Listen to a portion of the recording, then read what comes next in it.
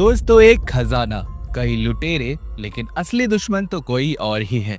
एक ऐसा शाही खजाना जिसके पीछे सिर्फ इंसान ही नहीं बल्कि समंदर के जीव भी पड़े हैं। एक रहस्यमयी नक्शा, खून से सनी तलवारें और एक विशाल वेल जो इंसानों को निगल जाती है। जब एक बहादुर समुद्री डाकू कैप्टन, एक मजाकिया लेकिन चालाक तलवारबाज और एक खतरनाक विलेन इस खजाने की तलाश में निकलते हैं, तो समुद्र में ऐसा तूफान उठता है कि दुश्मन और दोस्त में फर्क करना मुश्किल हो जाता है। क्या ये खजाना सिर्फ एक अफवाह है या फिर सच में मौत को बुलाने वाला एक श्राप? तो चलिए दोस्तों, बिना देरी किए चलते हैं आज की कहानी की तरफ। मेरे बहादुर दर्शकों, कैसे हैं आप सभी? मूवी की शुरुआत होती है कुछ लोगों को दिखाने से जो बीच समुद्र में होते हैं। दरअसल दोस्तों, इन्हें सजा के तौर पर बीच समुद्र में मरने के लिए छोड़ दिया गया था। इन लोगों की हालत काफी खराब होती है और ये भूखे प्यासे लोग शायद अपनी मौत को एक्सेप्ट कर चुके थे। लेकिन तभी वहाँ एक बड़ा समुद्री जहाज आके रुकता है जिसकी कैप्टन एक लड़की होती है। उसे इन लोगों की हालत पर तरस आ जाता है और वो उन सभी को अपने जहाज में ले आती है। दूसरी तरफ हम एक हारे हुए साम्राज्य को देखते हैं जो दुश्मन देश से जंग में हार चुके हैं। ये लोग जानते हैं कि अब जल्दी ही दुश्मन देश उन पर कब्जा कर लेगा और वो सारे खजाने को लूट लेंगे।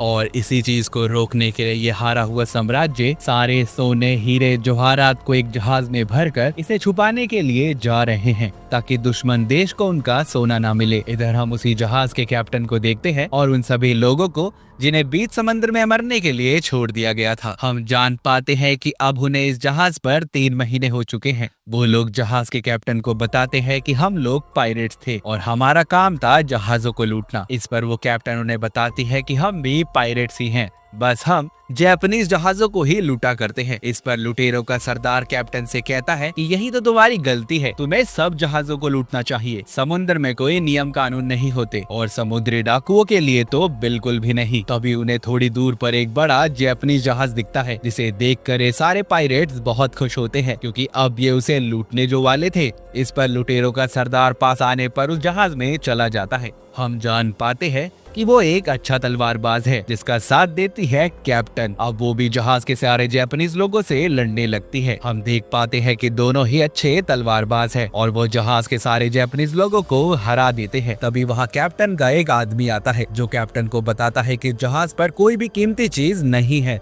यहाँ तक कि कुछ खाने पीने का सामान भी नहीं है। ये सुनकर सारे पायरेट्स हैरान होते हैं। कैप्टन उन लोगों से सवाल करती है कि इतने बड़े जहाज और इतने सारे लोगों को लेकर तुम लोग समुद्र में क्या कर रहे हो जबकि तुम्हारे पास खाने के लिए भी कुछ नहीं है। तभी एक डरा सहमा बच्चा उन्हें बताता है कि वो एक प्राचीन खजाने की तलाश में निकले थे लेकिन वो रास्ता भटक गए और कई महीनों से समुद्र में फंसे हुए हैं। दोस्तों, खजाने का नाम सुनकर तो सारे पायरेट्स खुश हो जाते हैं और वो उन लोगों से खजाने का नक्शा लेकर वापस अपने जहाज में आ जाते हैं। अब वो किसी भी कीमत पर इस खजाने को पाना चाहते हैं और ये लोग खजाने की तलाश में नक्शे को फॉलो करते हुए एक टापू पर आ जाते हैं जहाँ काफी हरियाली होती है। तभी लुटेरों के सरदार को ऊपर की तरफ एक बड़ा ताकतवर जंगली बैल दिखाई देता है। क्योंकि ये सारे लोग भूखे थे इसलिए सरदार कहता है कि वो अकेला ही इस जंगली बैल को मार गिराएगा और वो उस तरफ जाने लगता है। दरअसल दोस्तों, वो सभी को अपनी बहादुरी और ताकत दिखाने के लिए ये सब कर रहा था। लेकिन जैसे ही वो सुरंग में जाते हैं तभी उन्हें सामने से तेज कदमों की आवाज सुनाई देती है जो लगातार उनकी तरफ बढ़ी चली आ रही थी। तभी वो लोग देखते हैं कि ये तो जंगली बैलों का पूरा झुंड है जो उनकी ही तरफ बड़ी तेजी से बढ़े चले आ रहे थे। इससे पहले सरदार कुछ करता, झुंड के साथ वो भी उन जंगली बैलों के बीच में फंस जाता है और आगे जाके जंगली बैल उसे पहाड़ से नीचे फेंक देते हैं। सबको लगता है कि सरदार यहाँ मारा गया, लेकिन दोस्तों शायद उसकी किस्मत अच्छी थी। वो एक पहाड़ से निकले पेड़ पर लटक जाता है। तभी उसे वहाँ एक हाथी दांत दिखाई देता है और वो उसके सहारे ऊपर आ जाता है और साथ में वो उस हाथी दांत को भी ऊपर ले आता है।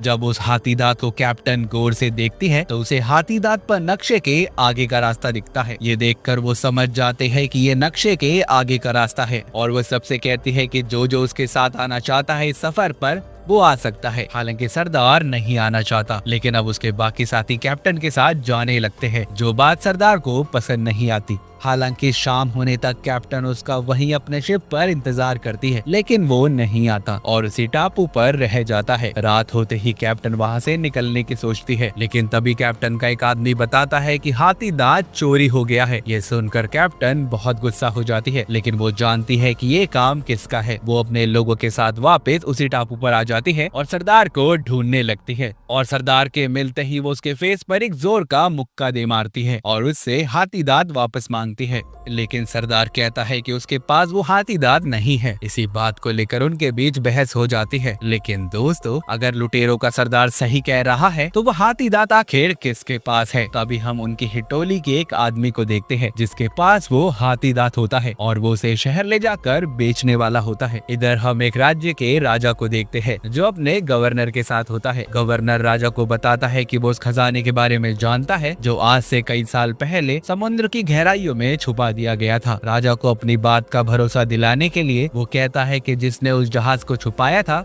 उसकी पत्नी से उसे इस बारे में पता चला। अब दोस्तों, क्या था, उस राज्य का राजा भी अपने लोगों के साथ उस खजाने की तलाश में निकल पड़ता है। इधर हम कैप्टन और उसके लोगों को देखते हैं जिन्हें अभी तक अपने ग्रुप के उस आदमी के बारे में पता चल गया था जो शहर में हाथी दांत को बेचने आया था। इससे पहले वो उसे बेचता, वहाँ कैप्टन और उसके लोग आ जाते हैं और उससे हाथी दांत को वापस ले लेते हैं और अपने जहाज पर वापस आ जाते हैं। वो जानते हैं कि खजाने के आगे का नक्शा हाथी दांत पर बना है, कहीं वो फिर से चोरी न हो जाए, इसलिए वो एक कपड़े की मदद से आगे का रास्ता कपड़े पर प्रिंट कर लेते हैं। लेकिन उन्हें आगे का रास्ता समझ में नहीं आता। जब लुटेरों का सरदार उसे ध्यान से देखता है तो वो सबसे कहता है कि वो इस रास्ते को समझ चुका है कि अब हमें कहाँ जाना है, और वो उस जगह के लिए निकल पड़ते हैं। थोड़ी दूर जाने के बाद सरदार जहाज को रोकने का इशारा करता है और सबसे कहता है कि हमें समुद्र की गहराइयों में आगे का रास्ता मिलेगा। और दोस्तों, फिर सब एक एक करके समुद्र की गहराइयों में उतरने लगते हैं और फिर वो सब एक केव से होते हुए एक दूसरी जगह पर आ जाते हैं जहाँ बहुत सारी केव होती है। तभी कैदियों का सरदार आगे आता है और कैप्टन का मजाक उड़ाते हुए कहता है कि तुम तो जहाज के कैप्टन हो ना, फिर तो तुम्हें सबको आगे का रास्ता बताना चाहिए। और वो उस पर हंसने लगता है।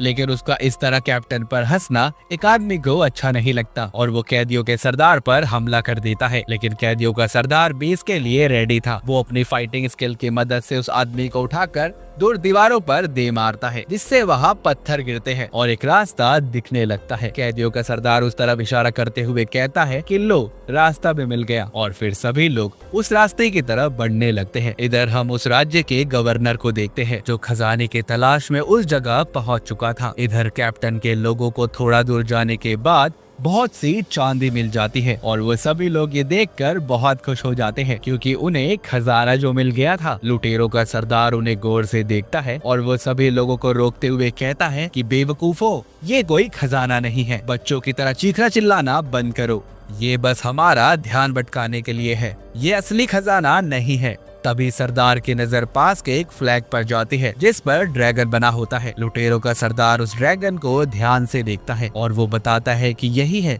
जिसे हम ढूंढ रहे हैं। ये कोई आम ड्रैगन नहीं बल्कि खजाना कहाँ है उसका आगे का रास्ता है। तभी उन्हें बाहर से जोर के धमाके की आवाज सुनाई देती है। दरअसल दोस्तों, यहाँ गवर्नर खजाने के तलाश में उन तक पहुँच गया था। जब गवर्नर लुटेरों के सरदार को देखता है तो वो उस पर हमला कर देता है और हम जान पाते हैं कि दोनों एक दूसरे को अच्छे से जानते हैं क्योंकि वो दोनों एक दूसरे के अच्छे दुश्मन हैं। अब लुटेरों के सरदार और गवर्नर में खतरनाक लड़ाई होने लगती है जहाँ दोनों ही एक दूसरे को काफी अच्छी टक्कर दे रहे थे। तभी लुटेरों का सरदार चांदी से भरे हुए एक भारी बक्से को रस्सियों की मदद से अपनी कमर में बांध लेता है और पानी में कूद जाता है। अब वो तेजी से समुद्र की गहराइयों में जाने लगता है। तभी उसकी मदद के लिए कैप्टन पानी में छलांग लगा देती है और लुटेरों के सरदार की रस्सी को किसी तरह खोल उसे डूबने से बचा लेती है क्योंकि दोस्तों वो काफी गहराई में आ चुके थे। अब कैप्टन बेहोश हो जाती है। लुटेरों का सरदार उसे बचाने की कोशिश करता है लेकिन इतने में वहाँ एक बड़ी वेल मछली आ जाती है और वो उन दोनों को निगल लेती है और अगले ही पल वो वेल मछली ऊपर आ जाती है और कैप्टन और लुटेरों का सरदार सरदार हवा में ऊपर की तरफ उछलते हुए सीधा अपने जहाज में आ गिरते हैं। इधर हम जहाज में कैप्टन और लुटेरों के सरदार को देखते हैं, जो अब काफी दुखी थे क्योंकि उनके पास वो ड्रैगन वाला फ्लैग नहीं था। तभी हम वहाँ उसी शख्स को बंधा हुआ देखते हैं जो आधी रात को बेचना चाहता था। वो उन दोनों की बातों को सुनकर कहता है कि वो उस जगह को अच्छे से जानता है जिसका जिक्र उस ड्रैगन वाले फ्लैग में था। वो कहता है कि मैं तुम्हें वहाँ ले जा सकता हूँ, लेकिन वो जगह बहुत खतरनाक है क्योंकि वहाँ हर वक्त बिजली गिरती रहती है। दरअसल दोस्तों, ये आदमी बचपन में उस जगह पर जा चुका था, साथ ही उसे समुद्र के चप्पे चप्पे का ज्ञान भी था। लेकिन वो आदमी कहता है कि मेरी एक शर्त है, और शर्त में वो कहता है कि मुझे इस जहाज का कैप्टन बनाया जाए। ये सुनकर तो जहाज की कैप्टन गुस्सा हो जाती है, लेकिन वो कुछ और कर भी नहीं सकती थी, इसलिए उस आदमी को अब जहाज का नया कैप्टन बना दिया जाता है। इधर हम जहाज की पुरानी कैप्टन को देखते हैं जिसको सभी के लिए खाना बनाने का काम दिया गया था, लेकिन वो खाना बहुत ही बेस्वाद बनाती है और सभी लोग उसके खाने की बहुत बुराई करते हैं। लेकिन कैदियों का सरदार उसके खाने की बहुत तारीफ करता है क्योंकि दोस्तों अब वो कैप्टन को पसंद करने लगा था। कुछ दिनों का सफर तय करने के बाद आखिरकार वो उस जगह पर पहुंच ही जाते हैं। वो देखते हैं कि वहाँ लगातार बिजलियां गिर रही हैं और तभी एक बिजली उनके जहाज पर आके गिरती है, जिससे सभी लोग काफी डर जाते हैं। इधर हम गवर्नर को अपने लोगों के साथ देखते हैं जो उनकी तरह ही उस जगह तक पहुंच चुका था। वो जानता था कि इस जगह पर बिजलियां गिरती है, इसलिए वो पहले से ही इसकी तैयारी करके आया था। उसने अपने जहाज में बड़ी बड़ी पतंगों को लगा के रखा था, जिससे बिजली उन पर गिरती है और उनका जहाज बिजलियों से सुरक्षित रहता है। इधर हम कैप्टन के जहाज को देखते हैं जो उस जगह को पार करके अब आगे बढ़ चुका था और उन्हें अपने सामने एक विशाल आइलैंड दिखाई देता है जहाँ का वातावरण काफी शांत था। तभी उन्हें उस आइलैंड पर एक विशाल पहाड़ दिखाई देता है जहाँ लगातार बिजलियां गिर रही होती है। उन्हें समझते देर नहीं लगती कि हो ना हो खजाना उस पहाड़ की चोटी के नीचे ही दफन है। इधर हम नए कैप्टन को देखते हैं जो सभी लोगों को उल्टे पुल्टे कमांड दे रहा था, जिससे बाकी लोग खुश भी नजर नहीं आते। लेकिन जब ये सब उनके लिए बर्दाश्त से बाहर हो जाता है तो वो उसे मारने दौड़ते हैं और वो नया कैप्टन जाके एक जगह छुप जाता है। इधर तभी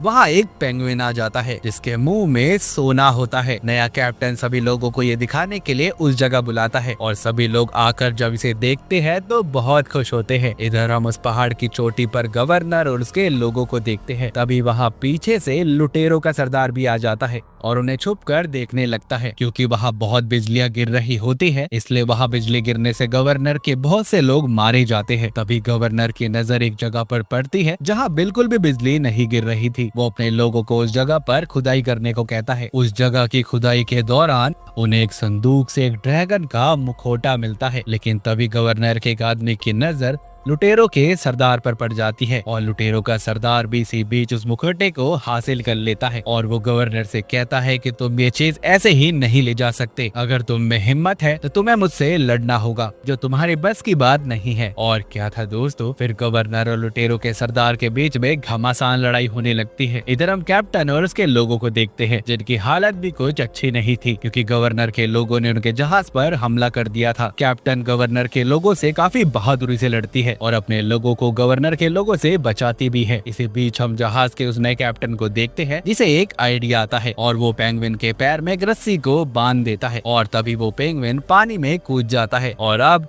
नया कैप्टन उस रस्सी को पकड़ के रखता है और उसी रस्सी को पकड़े हुए एक नई जगह पर आ जाता है। दूसरी तरफ हम गवर्नर और लुटेरों के सरदार को लड़ते हुए देखते हैं। इसी बीच लुटेरों के सरदार से वो मुखौटा पहाड़ से नीचे गिर जाता है और वो मिलता है नए कैप्टन को जो पहले से उस जगह पर होता है। जब वो ध्यान से उस मुखौटे को देख रहा होता है तभी उसकी नजर अपने सामने की एक चट्टान पर जाती है जो हूबहू उस मुखौटे की तरह दिख रही होती है। नए कैप्टन को वहाँ दूर एक गुफा भी दिखाई देती है जिससे नया कैप्टन समझ जाता है कि खजाने का रास्ता ठीक उस गुफा में है। इधर हम गवर्नर और लुटेरों के सरदार को देखते हैं जहाँ गवर्नर लुटेरों के सरदार पर भारी पड़ रहा था। तभी लुटेरों का सरदार अपनी तलवार को हवा में उछालता है और अगले ही पल उस तलवार पर एक बिजली आके गिरती है और वो तलवार गवर्नर के आर पार हो जाती है जिससे गवर्नर मारा जाता है। इधर हम नए कैप्टन को देखते हैं जो उस गुफा के अंदर जाता है जहां उसे आखिरकार वही जहाज मिल जाता है जिस पर सारा का सारा सोना छुपाया गया था। वो इस जहाज को लेके बाहर आ जाता है जहां बाकी लोग उस जहाज पर लदे सोने को देखकर बहुत खुश होते हैं।